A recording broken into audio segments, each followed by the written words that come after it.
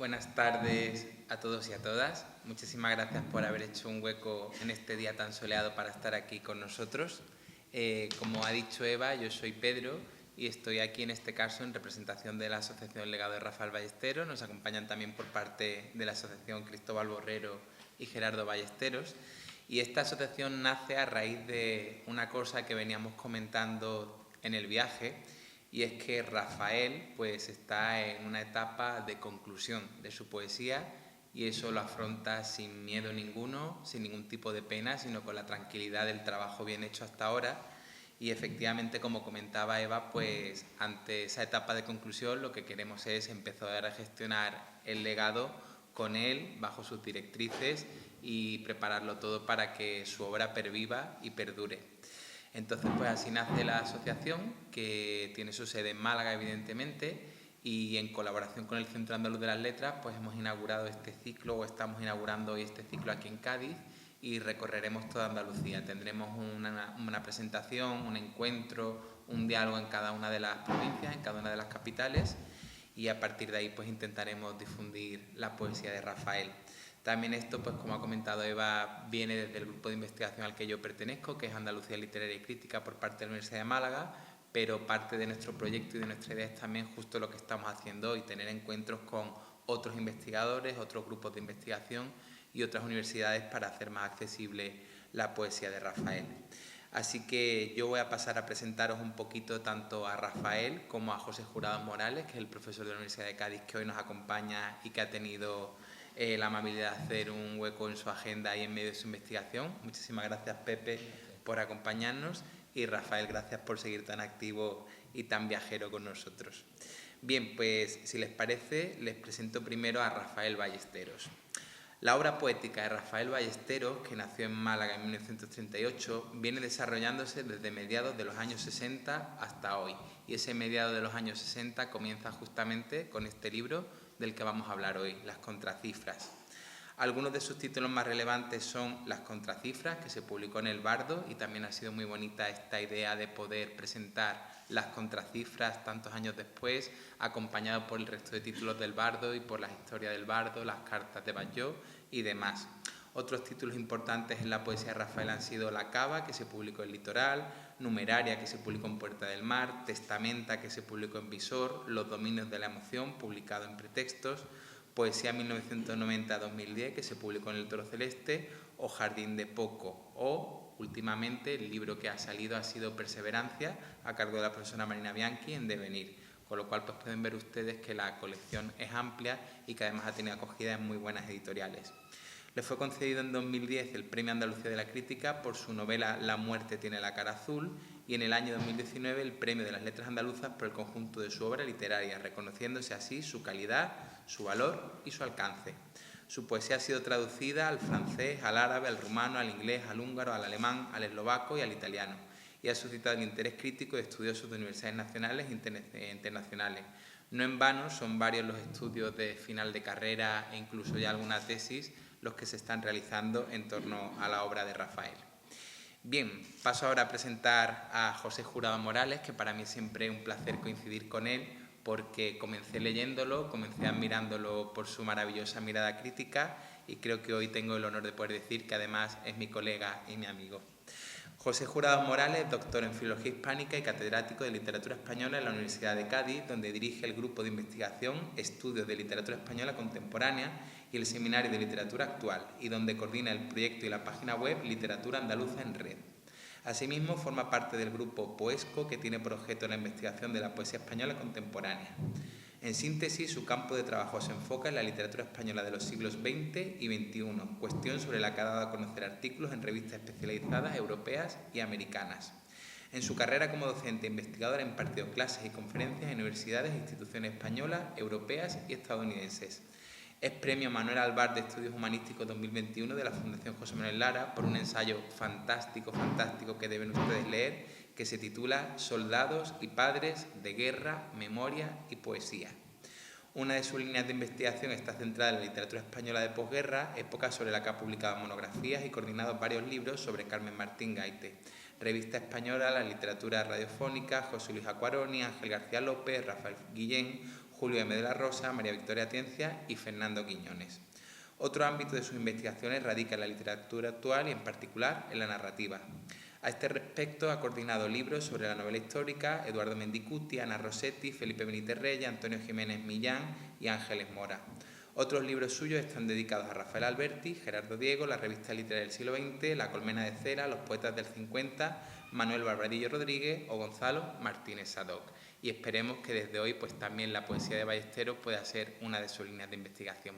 Gracias, Pepe, por acogernos, gracias, Rafael, y sobre todo muchísimas gracias al Centro Andaluz de las Letras y a la Biblioteca Provincial de Cádiz por acogernos, y en particular a Eva, que ha hecho posible que estemos aquí. Y no ha sido fácil porque de hecho tendríamos que haber venido un poquito antes, pero el temporal tanto malagueño como gaditano lo impidieron y nos emplazamos a hoy, así que gracias por estar con nosotros. Te doy la palabra, Pepe.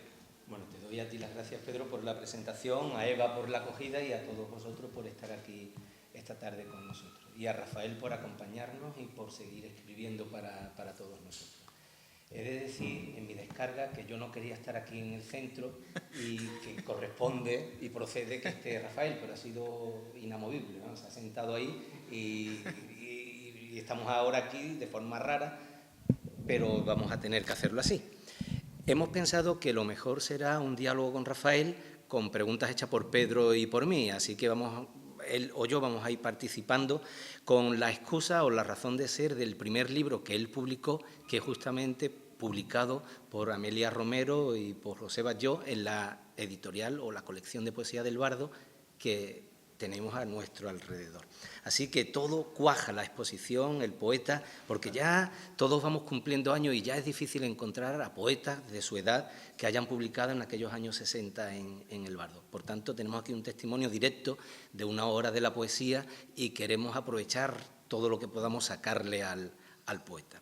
Así que la primera pregunta, Rafael, es tirar de este libro. Este libro se llama Las contracifras, fue publicado por Batlló en el 69 y yo cuando miro el catálogo me quedo sorprendido porque es que si tiramos de nombres, Gabriel Celaya, Leopoldo de Luis, Vicente Alexandre, Joaquín Marco, Celaya de nuevo, José Miguel Ullán, Gloria Fuertes, Félix Grande, Pedro Ginferrer, Salvador Espriu, Max Sau, y sigo y están aquí todos, Manuel Vázquez Montalbán, además con los primeros libros de los novísimos, ¿no? La de la educación sentimental de Vázquez Montalbán, Ángel González, José Ángel Valente, Miguel Labordeta, Carlos Bousoño, José Agustín Goytisolo, en fin, los grandes. Entonces la primera pregunta es de cajón, Rafael, ¿qué siente uno en aquella época y qué siente uno con tu edad en esta época sentirse compañero de viaje de los grandes de la literatura española? ¿Es un abismo, es una ilusión cuando uno llega ahí? ¿Cómo es la primera reflexión? ¿Qué te pido? La primera reflexión, buenas tardes, noches a todos. La primera reflexión es que uno se siente muy chico ante los grandes, ¿no? Es decir, afortunado y chico.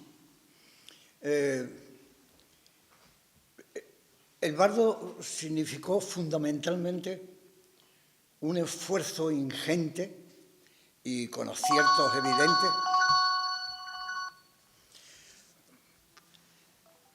de hacer la recopilación de la poesía española que en ese momento se escribía desde unas pautas determinadas, ¿no?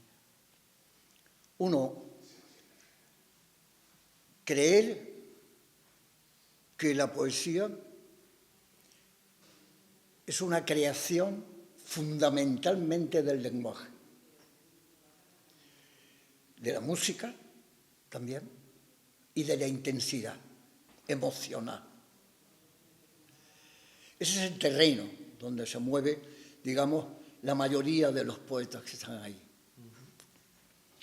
Con diferentes intereses formales, con diferentes escapadas técnicas, pero creo que con una intención, ¿no? Hacer una poesía que superara aquellos argumentos que posibilitaban en ese momento la creencia de que la poesía tenía que ser fundamentalmente un acto vindicativo.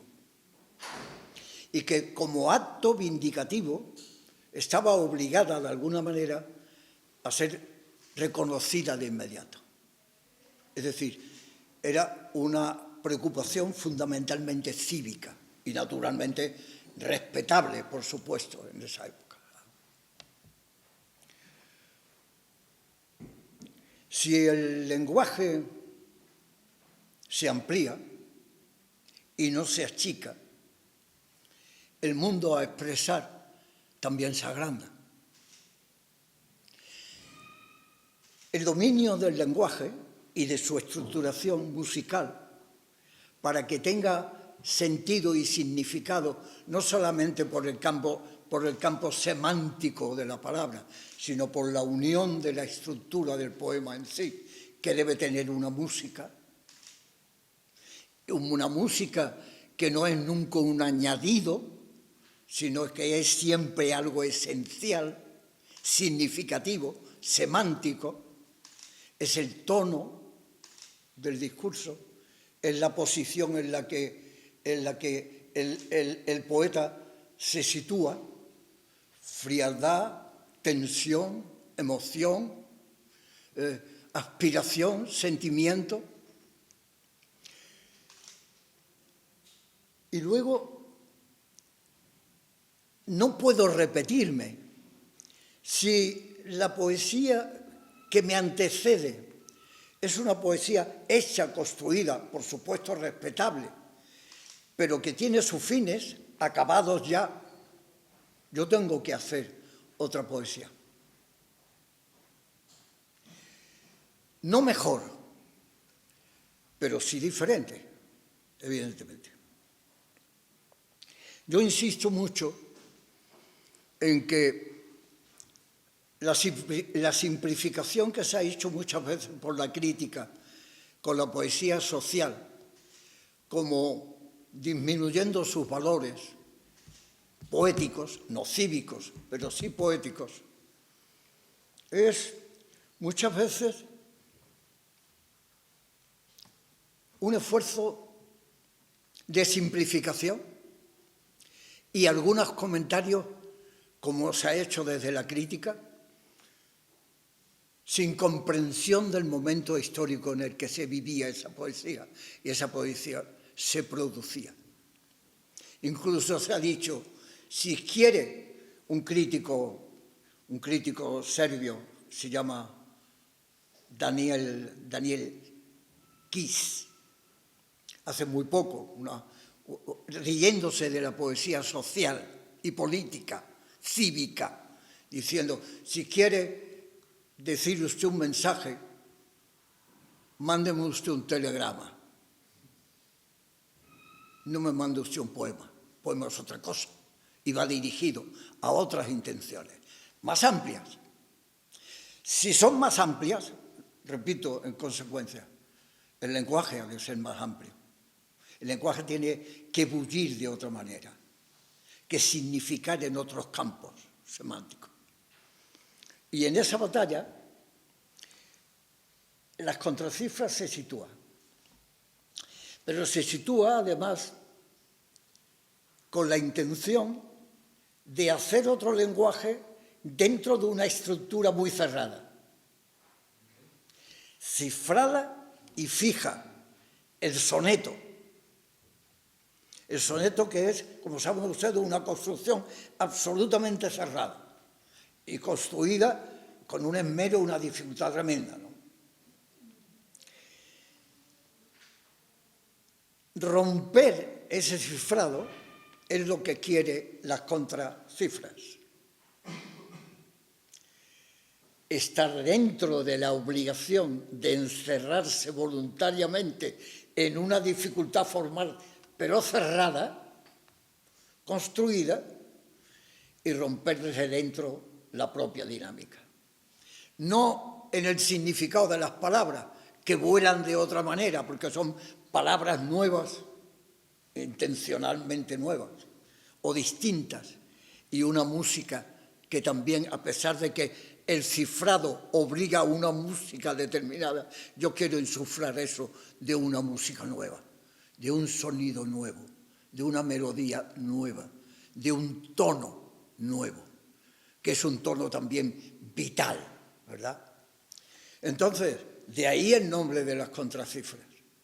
Yo voy a hacer una cosa, un elemento, voy a usar un elemento cifrado, pero para ir contra esas cifras, para destruir por dentro el mecanismo, para vencer la dificultad y además, y al mismo tiempo, también expresarme yo con la máxima libertad. Estoy cifrado, pero quiero la libertad. Y en ese sentido, el mensaje es el mismo, con todas las variantes que ustedes quieran, de la poesía cívica y política. Yo estoy defendiendo la libertad. Estoy defendiendo la libertad del escritor.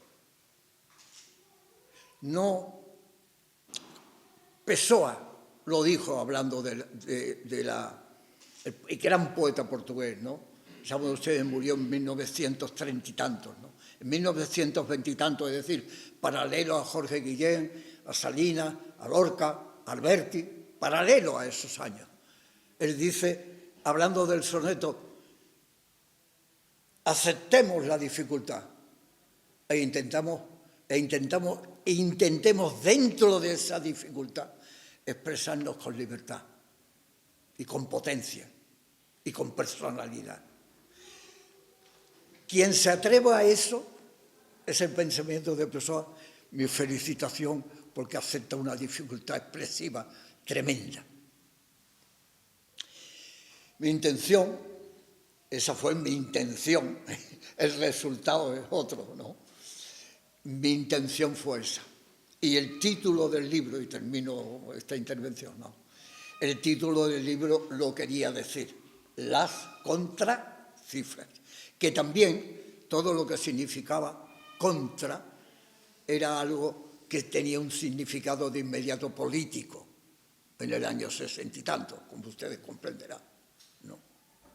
Y por tanto mantenía como si yo estuviera o fuera a expresarme desde las convicciones formales que significaban la poesía social, cívica, política, mientras que iba a intentar dinamitar por dentro la máxima estructura que existe en la poesía, en todas las lenguas, ¿no? Bueno, Rafael, has abierto, con esta intervención tan inteligente, has abierto muchísimas cuestiones de las que podemos hablar y vamos a hablar. Por ejemplo, ese equilibrio que se da o ese desequilibrio que empieza a darse entre lo social ya y la generación del lenguaje, este mundo del soneto, el experimentalismo. Has abierto el título, así que de todo eso podemos ir hablando. Pero te quiero hacer una pregunta previa a entrar con eso, ¿no? Ya que estamos en la exposición, voy luego a lo social, pero ya que estamos en una exposición y quisiera yo recordar a Batlló. Yo he participado en este catálogo con un artículo de las cartas de Batlló con Caballero Bonal y con Max Sau. Y he estado un tiempo, y antes había escrito otra cosa sobre Batlló. Es decir, que he estado con las cartas de Batlló. Él dice que escribe cada día 12 cartas, por ejemplo. Era un tipo que estaba continuamente escribiéndose. Y he seguido su correspondencia, lo pesado, en el mejor sentido de la palabra, lo tenaz que era para conseguir un poema de Max Sau, un libro inédito de Caballero Bonal, un año y otro año y una carta. Te quiero preguntar... Un libro inédito de Alexandre, por ejemplo. Entonces, te quiero preguntar, porque tú eres memoria viva de aquella época y para que le ponga voz a esta exposición, ¿cómo eran Amelia Romero y José Batlló a la hora de editar? ¿Cómo eran como editores? ¿Eran comprensivos, eran pesados, eran peseteros, eran... No, peseteros no. Cuéntame. Peseteros no, bueno, desde luego. Hasta el punto de publicar poesía en los años 60, 70, no podía ser nunca pesetero, ¿verdad? Sino al contrario, ¿no? Hay una carta de Max Sau en la que le dice, usted es muy mal editor, y le hace las cuentas y dice, usted pierde, según esto, todos los años 2000 y pico de pesetas. Es muy mal editor, déjelo, eso se lo dice Max Sau. Es decir, perdía dinero editando, ¿no? Ah, sí, sin duda. Sin duda, era una trampa, el bardo era una trampa y todo lo que publicaba, Candelarpa, La Trinchera, todo lo que eran revistas, si la píldora bien supiera, no la doraran por de fuera, se llevaba otra, todo publicaba revistas y libros continuamente. Y a mí, yo cuando le dije, bueno, ¿y qué vas a hacer? ¿Te vas a arruinar? Esto, dice, las editoriales ganan dinero a partir de que publiquen 100 libros. A partir de 100 libros ya empieza a venderse el 1, empieza a venderse el 5, empieza a venderse el 6 y se puede sobrevivir. Y digo, sí, pero tenemos 20 o 25, ¿cómo vamos a hacer hasta 100? Hasta 100, ¿cómo vamos a llegar, no? Pues con muchísima valentía y muchísima voluntad. Era un hombre, y los dos, ¿no?, extremadamente vinculado a la política y a la lucha política, al antifranquismo activo, ¿no? Y se rodeaba fundamentalmente de personas que estuvieran en ese ámbito, ¿no? Él era un militante de esa causa sin desfallecimiento, con toda la voluntad, con toda la declaración clara de esto y con toda la voluntad de servir a la causa, digamos, ¿no? Pero publicando lo que rompía esa dinámica, como yo, por ejemplo, pero Vicente Alexandre, que era políticamente el padre de ese planteamiento por medio de la poética de Busoño, que era una articulación coherente de lo que significaba, desde mi punto de vista, el compromiso que se llamaba entonces, y la poesía más libertaria, más rompedora, como por ejemplo La Bordeta, o como por ejemplo Ullán, ¿no?, que eran la antípoda de ese criterio. Pero él, manteniendo ese criterio y luchando por esos criterios, era capaz de ver que ahí había poesía real y había un cambio importante que valorar. Pero no solamente que valorar, sino que apoyar, que era lo grande. Y eso significaba convencimiento, por un lado, y al mismo tiempo generosidad, ¿no? Era un hombre apasionado, convencido de lo que estaba haciendo y generoso. Defecto, como lo tenemos todos, ¿no? ¿Cómo no? Pero las virtudes fundamentales de su persona estaban posibilitando una creación poética libre. Y fíjense ustedes, lo segundo era fundamental, ¿no?, entre comillas, europea. Es decir, no autárquica, no cerrada, no viciada,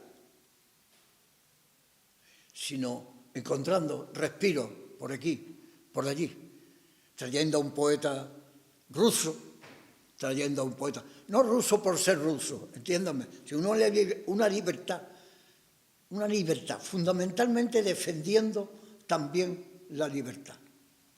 Yo no sé si te he contestado. No, muy bien, bueno, con las 5 primeras palabras ya habías contestado, con el resto nos ha encandilado, vamos. Bueno, pues vamos entonces a algunas de las cosas que tú has planteado. Has dicho que hay una tensión en estos años entre lo que viene de atrás, que es el realismo social y el compromiso político, y la poesía es un arma cargada de futuro, y esa renovación que ya empezamos a ver en algunos poetas, ¿no?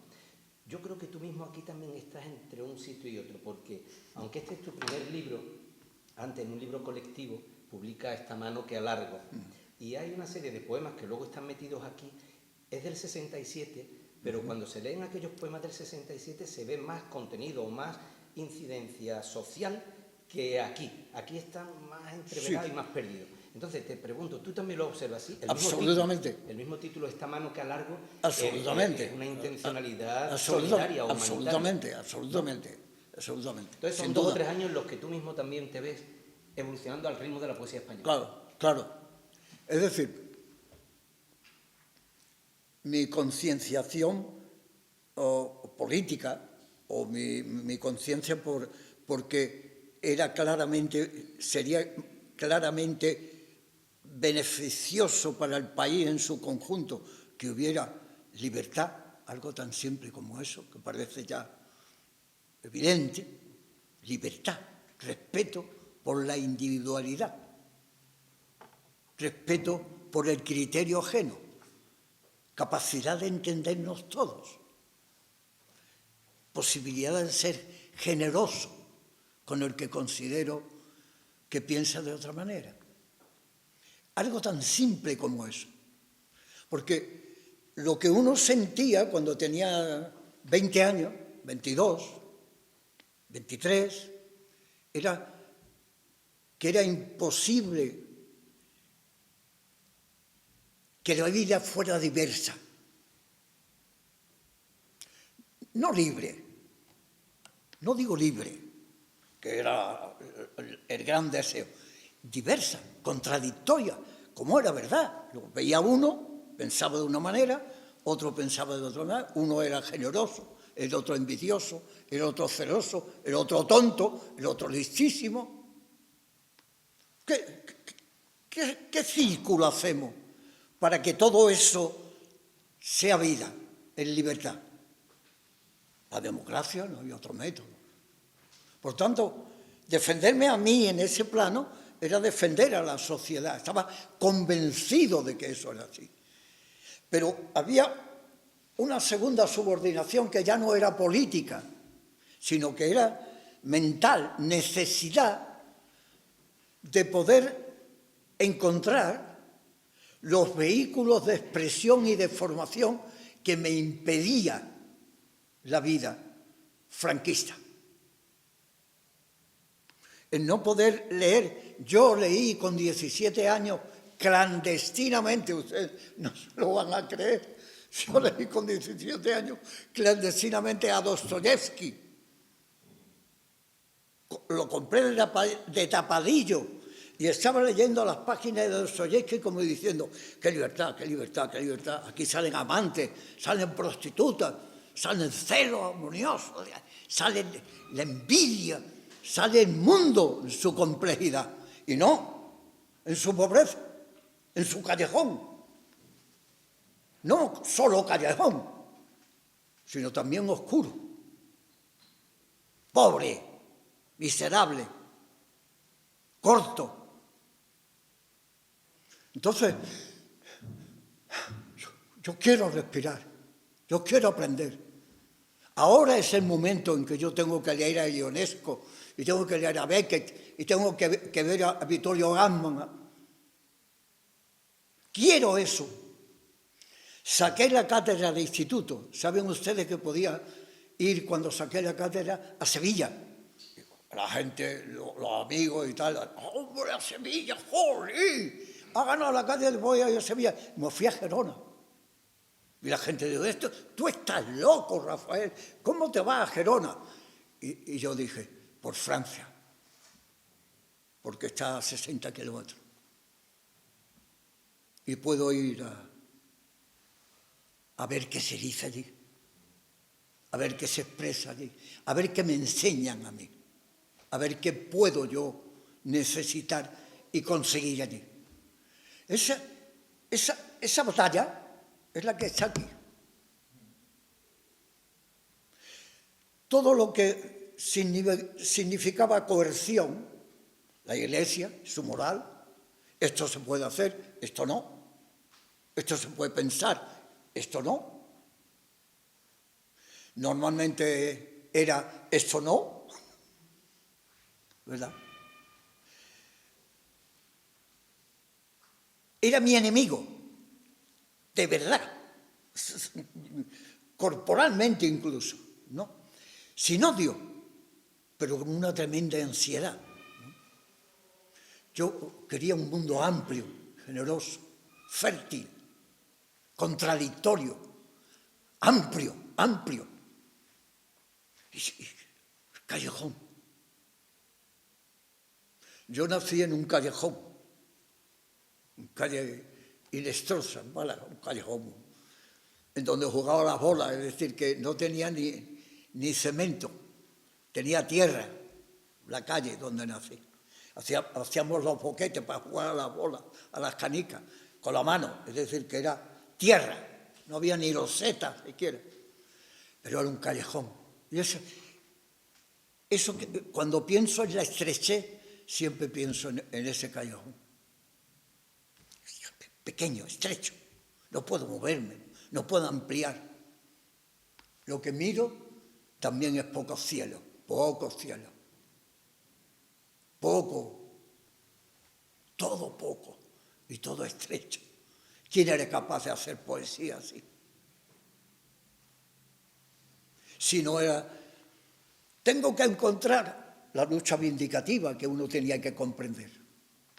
Ahora, ¿era una poesía fértil que intentaba posibilitar el ingenio y la creación? No. Era una poesía que quería protestar, hacer un mensaje vindicativo. Absolutamente respetable. Y conforme yo era más joven, es decir, en vez del 69, 67, yo estaba más cargado de esa carga. Porque 2 años de franquismo, aunque parecía que no, eran pasos adelante que uno lo sentía como fundamental. Yo a lo mejor en el 69, en el 65, leía Dostoyevsky de eso, pero ya podía comprar un libro de Emilio Prada. Claro. Ya podía abrir un libro donde había un artículo sobre Bakunin, cosa extraordinaria. Trotsky, extraordinario. Pero no oírlo y desearlo, sino tenerlo. Empezaba ese camino. Cuando escribo en el 67, escribo desde el 65. ¿Entiendes? Perfectamente. Cuando escribo en el 67, 68, la Revolución Europea del 68, es fundamental. El cambio. Y por tanto, también la poesía. Claro. Yo, Rafael, para cerrar este primer bloque de Génesis y Genealogía... ¿Me oyen ustedes? Sí. Para cerrar este primer bloque de Génesis y Genealogía, quería preguntarte por ese primer libro rechazado que se publicó en Estados Unidos, ¿no? Esta mano de largo, que sí que apareció efectivamente, como ha dicho Pepe, entre los 12 poetas jóvenes españoles, pero que tú apartas y que de hecho actualmente en la crítica ballesteriana, pues el primer libro reconocido es siempre este y es el que se toma como punto de partida. ¿Por qué se rechaza ese libro? ¿Qué queda de ese libro? ¿Y cómo afecta también tu estancia en Estados Unidos? ¿Por qué rechazo yo ese libro? Sí. Porque primero hay tantas torpezas que en el fondo, tantas torpezas formales y expresivas, que queriendo ser rico resulta muy pobre. Hay una contradicción en el puro resultado del poema. Yo quiero ser libre para ser más amplio y resulta que soy muy pobre cuando escribo.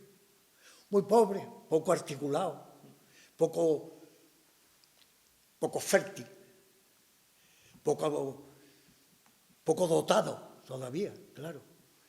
Muy dudoso, muy angustiado, pero muy torpe y muy pobre. Antes de sacar la cátedra, y yo creo que tiene una cierta importancia eso, no sé quién me dijo en un momento determinado que era posible ofrecerse a una universidad norteamericana porque necesitaban profesores, visiting lecturers, se llamaba, en algunas universidades norteamericanas. Y me dijeron una, Iowa City. Y yo escribí una carta diciendo, señores, estoy dispuesto, tengo este pequeño currículum, soy licenciado, me interesa tal cosa, escribo poesía, había escrito un artículo sobre el ritmo en Damaso Alonso, y, en fin, en Hijos de la Ira, y para mí eso era tremendamente importante y fundamental, etc. Y de pronto estoy en las playas del Palo, en las playas de las afueras de Málaga, que era mejor no pisarlas, ¿verdad? Pero bueno, estaba allí, cuando llega un familiar mío, no recuerdo quién, me dice una carta recibo una carta de la Universidad de Iowa City y me dice, estamos aceptados, estaríamos encantados de recibirlo a ustedes. Estaba en el mes de agosto y era a finales de agosto que yo tenía que estar allí.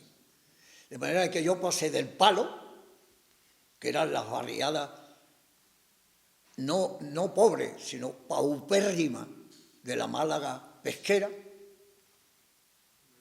cogí un avión, me fui a Madrid y de Madrid me fui a Chicago.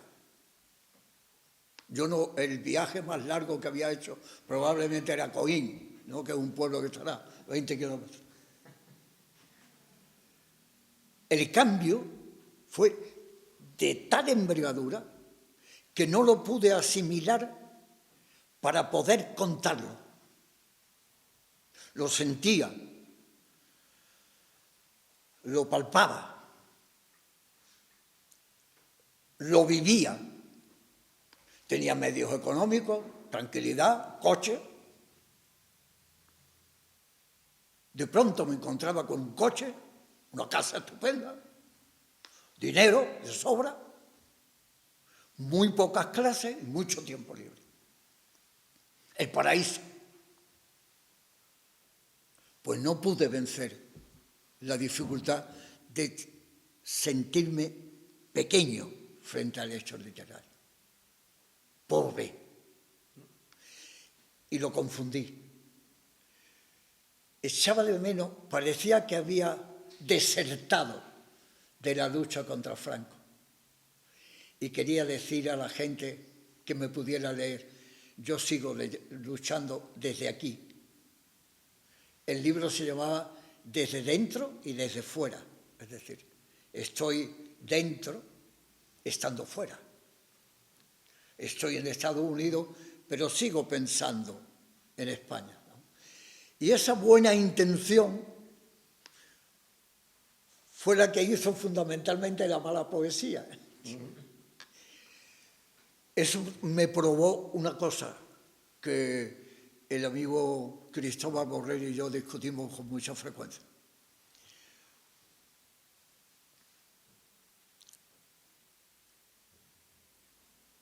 La pobreza se rompe con exigencia y rigor. Si yo hubiera tenido la voluntad, no la voluntad de escribir y la voluntad de ser activo y de vindicar un amor a los compañeros que se habían quedado allí en España, ¿no? Como si yo hubiera desertado de eso, ¿no? Sino la pobreza, la pobreza, es que no sé cómo se rompe esa pobreza. Tenías alrededor los libros que quisieras. Podías leer a Ginsberg, ¿quién más revolucionario que el aullido? ¿Verdad? Etcétera. Los beatniks en esa época estaban allí. ¿Ya? Pero yo seguía pensando en lo otro, que significaba la pobreza. Y no supe vencer eso. Y por tanto, los poemas que salieron ahí, llenos de buenas intenciones, que es lo que comento con Borrero, la buena intención no hace buena poesía. La buena intención puede quedar en una poesía muy mala, muy fallida, muy pobre, muy torpe. Ese fue los primeros poemas que publiqué. Y por tanto, cuando estás convencido de que es posible hacer otra cosa, que son las contracifras, abandonas eso. Quieres que no exista vinculantemente, ¿no? Y yo comprendo perfectamente esa poesía y la estimo como una actitud humana todavía consecuente con una dinámica determinada. Pero pobre. Estoy contra la pobreza y el callejón, y me meto en el callejón y en la pobreza. Yo, voluntariamente, como poeta. Y eso es posible. Hago una poesía estrecha también, corta, oscura, pobre, cuando estoy contra eso precisamente, es lo que estoy luchando. Es una contradicción insalvable. Cuando lo veo desde la distancia lo comprendo.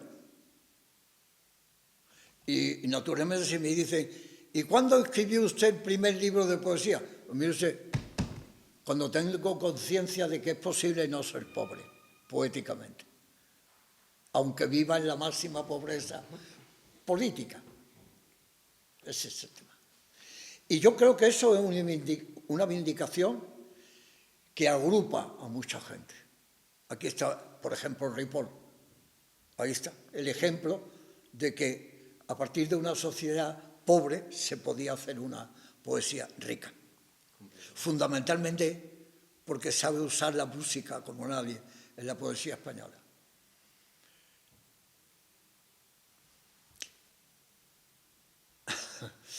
No sé si me he explicado. Sí, perfectamente. Entonces ya no quiero gastar más. Pues no gaste más porque yo creo que para pasar al siguiente grupo de preguntas que puede estar ya relacionado con esto, ¿por qué no nos lee algo y bajamos al suelo y nos enteramos de qué estamos hablando? ¿Algún poema que ahí tienen ustedes los poemas, lo que pasa es que con letra pequeña, ¿no? Tienen ustedes que tener unas buenas gafas, pero... Pero la voz es grande, Rafael. Ya, eso quisiera yo. Bien, vamos a ver. Y a partir de ahí ya seguimos hablando de las contracifras.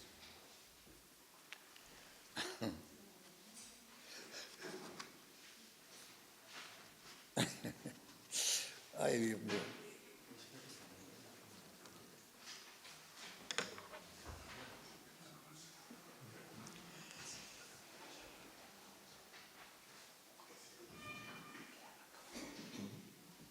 ¿Puedo interrumpirte, Rafael?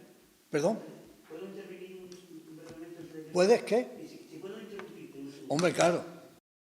Porque en tu intervención me ha surgido una pregunta. ¿Tú crees que los tiempos y ya brevemente, y tú ya sigues por la lectura, ¿tú crees que los tiempos que corren va a haber un resurgir de la poesía social? Desde otro ámbito y otra especie. Claro, es posible. Pueden ocurrir cosas tremendas en el mundo en cualquier momento. Y la gente entonces despierta. Es imposible. ¿Qué haría un palestino ahora? ¿Escribir sobre el fondo emocional que se siente oyendo a Beethoven? ¿O protestar por las bombas que me caen y matan a mis hijos? Claro. Es esa la situación. Pero es posible demostrar ese sentimiento de protesta con creación literaria. Esa es la pregunta. Ese es el tema fundamental. Esa es la pregunta que se hace esta generación del lenguaje. Que no se hace los novísimos. Los que se llaman novísimos. No se hacen. Ellos parten de que la poesía de atrás es absolutamente inasumible. No solamente la poesía social, sino la poesía que se hace en los años 60 y tanto. Aunque ellos hacen el libro en el 70, o le hacen el libro en el 70. Pero el mundo a expresar es otro. Y el mundo en donde ellos se sienten vivos es otro totalmente. Como si la miseria no existiera. En Gaza, como si las bombas no cayeran. Bueno, pues la verdad es que no sé qué poema voy a leer, pero vamos a pasar. Bueno, empiezo por vino el arcángel con la mano puesta. ¿Lo tienen ustedes? Vino el arcángel con la mano puesta. Naturalmente, yo estaba en esas fechas estaba preparando las oposiciones de cátedra, de instituto, y escribía por la noche. Y por la noche oía una emisora a las 8, que era cuando me acostaba, estaba toda la noche estudiando, para dormir por la mañana, por la tarde leer y por la noche estudiar. Ese era mi horario. Por la mañana dormir, por la tarde leer don Juan Manuel Garcilaso, bien leído para poder contestar, ¿no es? Y por la noche, toda la noche estudiando. Ya me acostumbré, era una actitud que a las 8 de la mañana oía las noticias, pero a las 8 de la mañana empezaban las noticias, aunque parezca mentira, con el Ángelus. Y yo escribía este poema recordando al ángel, diciendo, el ángel viene y le dice a la Virgen, vas a tener al Dios, tú, pobre mujer, vas a tener a Dios, ¿no? Y yo dije, yo también voy a tener visita, yo voy a tener también la recepción de un ángel, que va a intentar salvarme. Bien. Vino el arcángel con la mano puesta, puso el pie de puntillas fuertemente, dobló el aire, compuso su cabello, dejó el laúd, la esquirla y con la mano propuso una palabra. Yo miraba tiernamente unos papeles. Tenía todo una flor y en cada mueble daba la luz. El pajarillo, entre madera y hierro, daba fruto. Abrió el carmín y abrió la nieve y brilló su palabra en la pared del cuarto. Daba aquello alegría. Levantéme. En la cintura del santo abrí la mano y lo conduje al quicio y con un soplo dile aire entre las alas. Una manera elegante de decir, no te necesito para sentirme libre, ángel de los cielos. Te llevo a la puerta y te soplo para que ese soplo, ese viento, con las velas, te eche de aquí. No necesito ángeles, lo que necesito son personas. Lo que necesito no es un lenguaje que venga de allí, sino es un lenguaje que encuentre aquí. Ese era el juego de la afirmación de que quiero un lenguaje para el mundo y de aquí. El Ero fuera, naturalmente, en el año 67, la posición de la Iglesia Católica era para no comentar. Para ser un poco generoso, no comentar. ¿No? Pero claro, no solamente había convertido la guerra civil en una cruzada, sino que había apoyado la muerte, la guerra, no había pedido piedad cuando no la había, nunca pidió piedad y además te decía lo que tenías que hacer o no tenías que hacer, lo que era inmoral y lo que tenía que producirte el sentido de la culpa, del pecado, hacerte chico. Otra vez lo mismo, al callejón de la estrechez moral. Eso no se puede hacer, eso es pecado, eso es mortal, eso es venial. Si te mueres ahora, irás al infierno para siempre. No había piedad. Y ese esa opresión era muy fuerte. Te angustiaba la culpa. Tus padres, que querían que fueras bueno, te decían que era bueno lo que decía la Iglesia que era bueno, no lo que decía la sociedad y tu propia conciencia. Todo conducía a lo mismo. ¿Cómo no vindicar la actitud de protesta? ¿Cómo no coger ese ángel y decir, vete de aquí, hombre? Y si no quieres irte, yo te soplo, hombre, yo te soplo para que te vayas.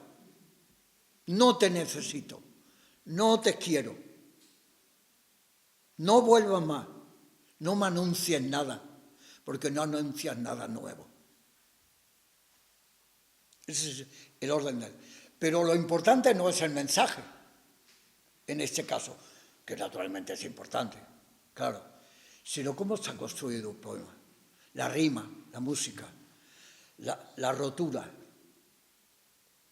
cómo hay que leerlo. Cuando el verso en decasílabo tiene una construcción que es primera, segunda, tercera sílaba, lo máximo, y después la sexta y la décima, acentuada. Esa es la música. Yo no nací sino para quereros, el alma misma os echo a su medida. Por hábito del alma misma os quiero, por vos nací, por vos tengo la vida y por vos muero. Qué música, ¿verdad? Ahora, Garcilaso, ¿verdad? Pero esa es la música. Esto no tiene nada que ver con esa música. No suena así. Si Paul lo tiene que saber, lo cantaré enseguida. ¿Verdad? Bien. Bueno, pues aquí de nuevo abres tantas cosas. Pero yo lo que no sé es la hora. Estamos abusando. Podemos hacerte un par de preguntitas más y luego podemos leer. Bueno, pues o directamente que la gente... entonces que no sea una pregunta, sino directamente una opinión y ya no tienes que contestar nada. Hay una referencia continua al arcángel aquí, a santos, a pasajes bíblicos, a mitos bíblicos, a Santa Teresa, es decir, que hay un pozo religioso, un conocimiento de la cultura religiosa, pero que juega, como bien has explicado, a la contra, la utiliza justamente para llevar la contraria.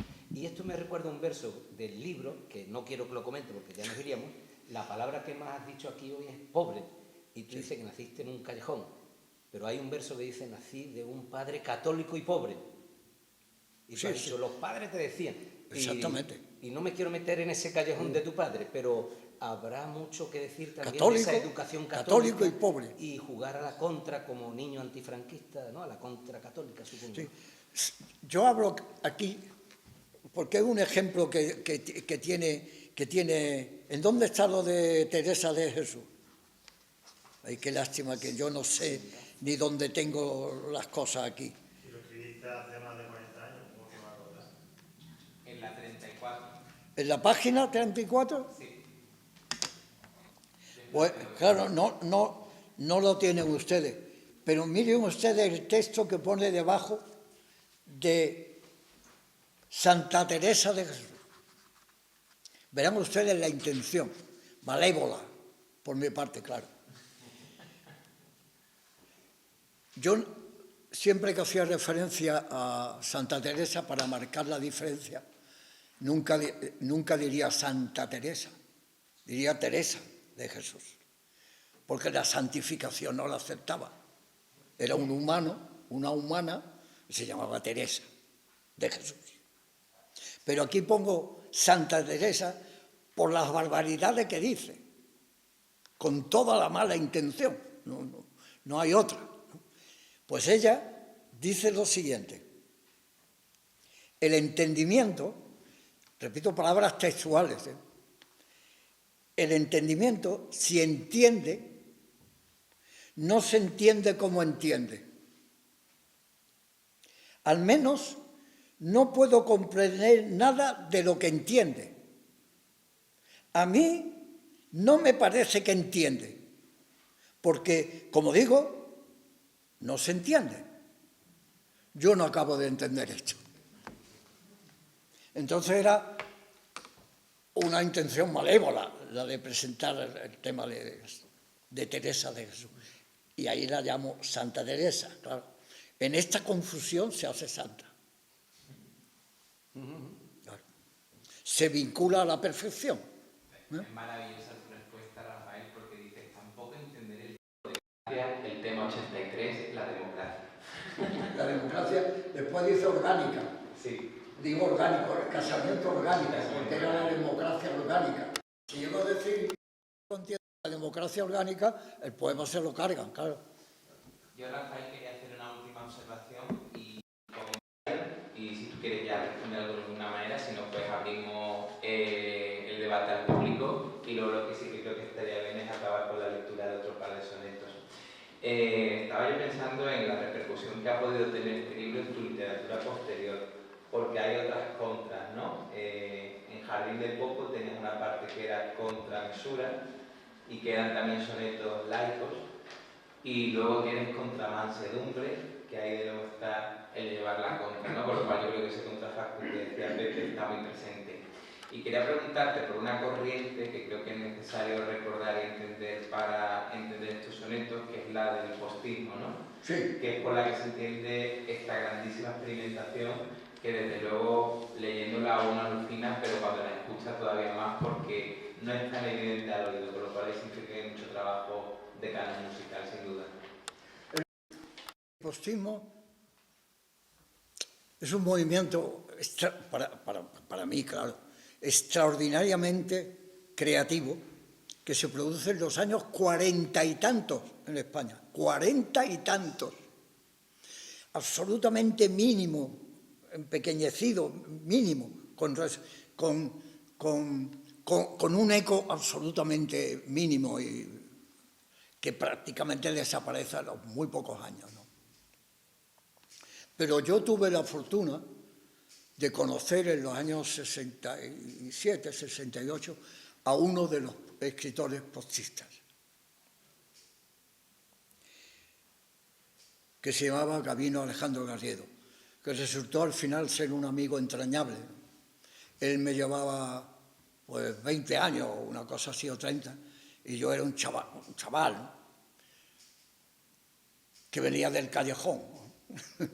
Y entonces fue tan generoso conmigo que me explicó los mecanismos de su poesía.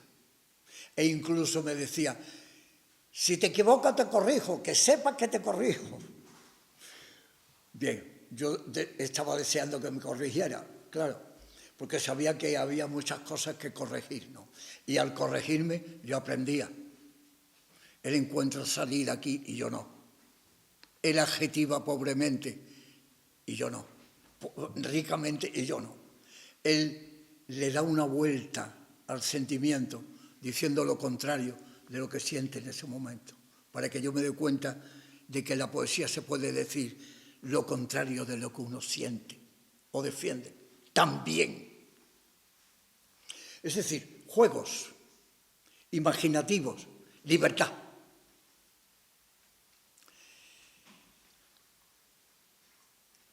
Incluso, y eso era la novedad fundamental no, porque fuera la más importante, pero sí muy significativa, era una poesía donde cabía el humor y la burla, en un país tan triste, en una poesía tan triste, tan encajonada, tan limitada. La burla, la creación, la gracia, la sorpresa, lo que no te espera, lo otro, lo que no podía imaginar que se podía decirlo en un poema. Ese era el mundo que yo me encontré, en la limitación en la que vivía. Y Gabino me insistió en ese medio y me enseñó una poesía brasileña, João Cabral de Melo, sobre todo, un poeta fundamental para mí, y la poesía de Pessoa, fundamental también para mí. Pero fundamentalmente el postismo, el propio postismo, que era mi lengua, y que yo podía acceder a eso. Es decir, se abrió una cantidad de posibilidades expresivas para mí que yo no me podía creer. Y eso lo incorporé con torpezas todavía, como es lógico. Ellos estaban formados en eso y manejaban la lengua muy bien, ¿no? Con mucho espíritu creativo, con mucha gracia, con mucha soltura, con mucha sapiencia. Y yo andaba torpe, ¿no? No quiero decir todavía, porque todavía me dura la torpeza, ¿no? Pero torpe, ¿no? Incapaz muchas veces de tener esa soltura, esa amplitud, esa alegría, esa manifestación de creación.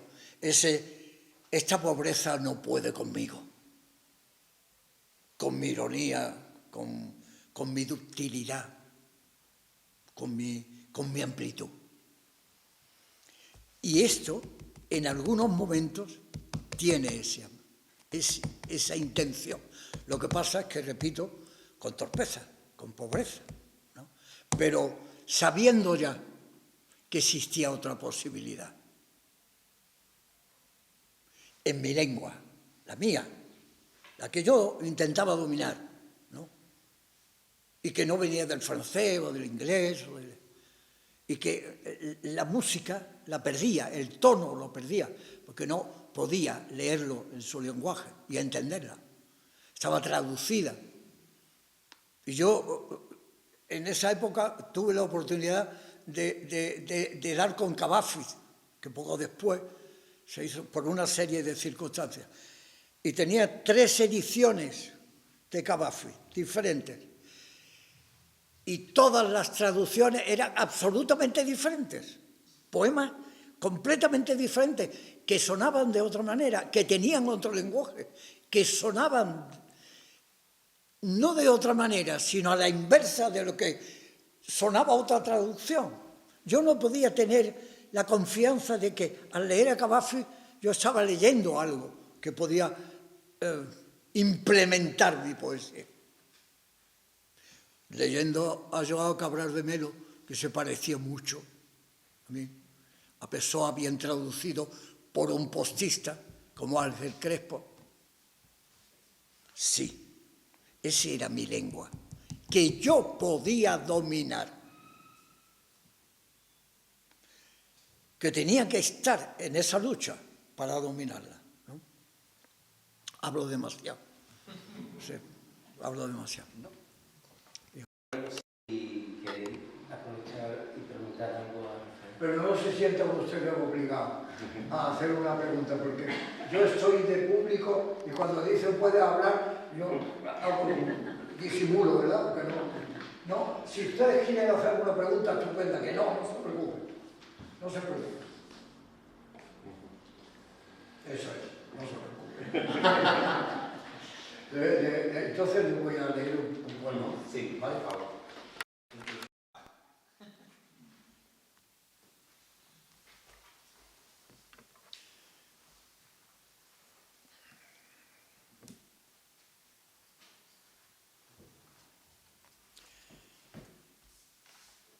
Es que tengo que hacer, tengo que encontrar lo que ustedes tienen, ¿no? Para facilitarles. Creo que el 20 es el siguiente que tienen, ¿puede ser? Este también es, bueno. ¿Es el 20, Cristóbal, el siguiente? Correcto,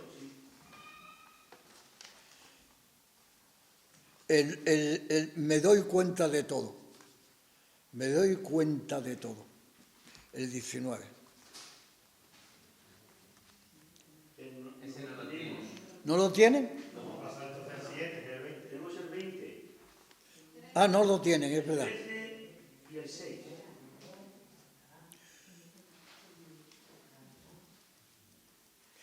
Bien.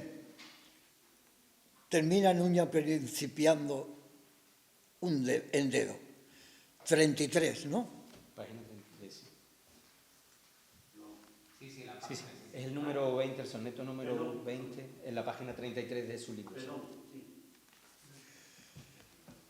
Hay una cosa que me molesta especialmente cada vez que lo leo, pero es muy significativa de lo que yo estaba intentando ampliar. Aquí está la intención, pero el fracaso también, ¿no? Es una reflexión sobre la mano. Termina en uña, principiando en dedo, esta mano.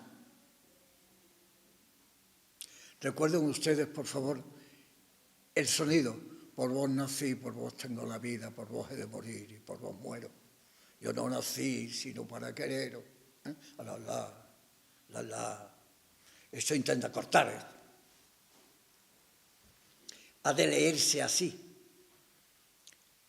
Termina en uña, principiando en dedo, esta mano.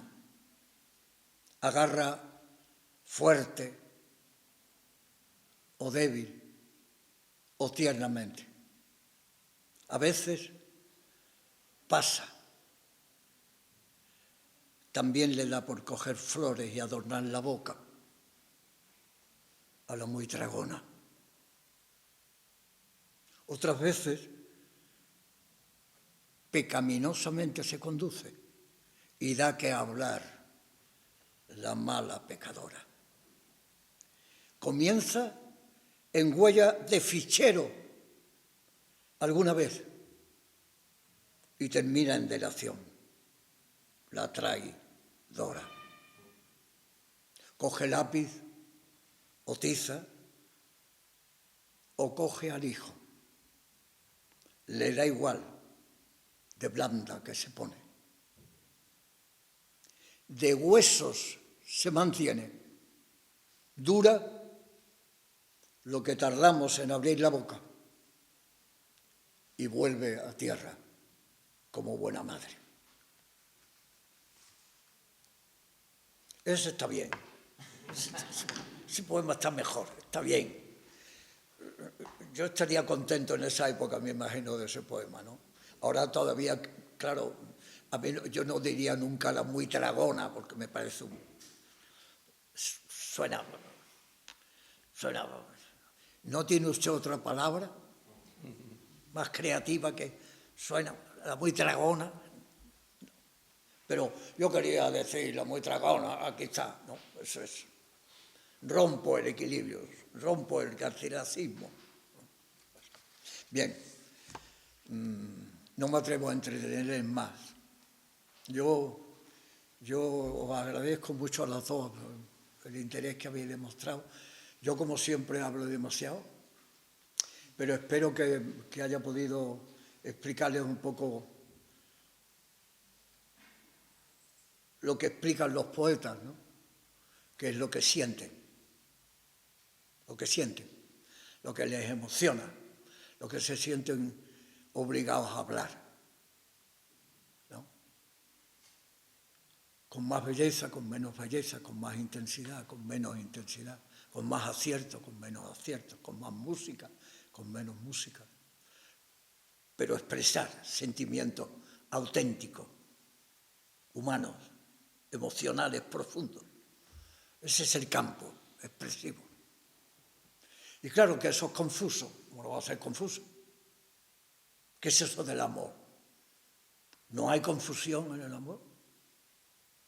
¿Qué es eso de los celos? ¿No hay confusión en los celos? ¿Qué es la ambición? No hay confusión, etc. Los grandes sentimientos que llevan al hombre lo empujan. Están confusos, oscuros, claros, contradictorios.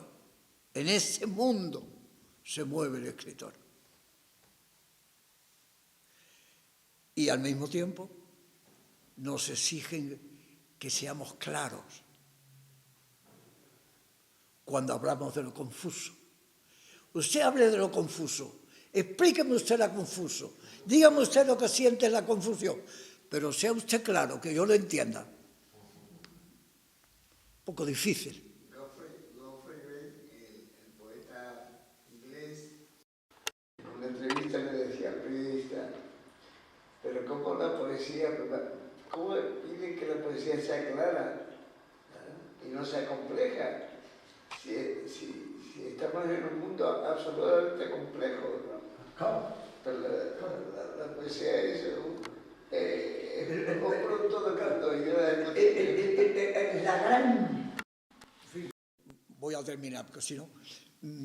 El gran descubrimiento que ustedes, si están interesados por la literatura, pueden descubrir, el gran descubrimiento del barroco es que el alma humana es contradictoria, no lineal. Los sentimientos en el Renacimiento son espléndidos, maravillosos. El hombre ante todo, la mirada laica ante la existencia, etcétera, etcétera. La mirada culta, refinada, esplendorosa, magnífica, el Renacimiento, quitemos todos los sombreros. Pero el gran descubrimiento literario es el del barroco. La vida es contradictoria. Siento esto, pero al mismo tiempo siento esto. ¿Cómo expreso yo eso? Cervantes lo tiene muy claro, el Quijote y Sancho. Los dos sentimientos encontrados, las dos historias encontradas, las dos sensibilidades encontradas. Uno me dice lo que sueño, otro me dice lo que veo. ¿Con quién estoy? Y diría Cervantes probablemente con los dos. Porque el hombre es así, la mujer es así, el ser humano es así.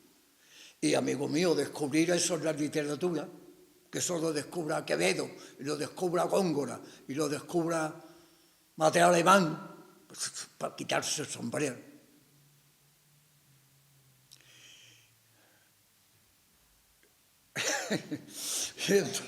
Y termino definitivamente. Muchas gracias, ya no hablo más. Muchas gracias. A ustedes.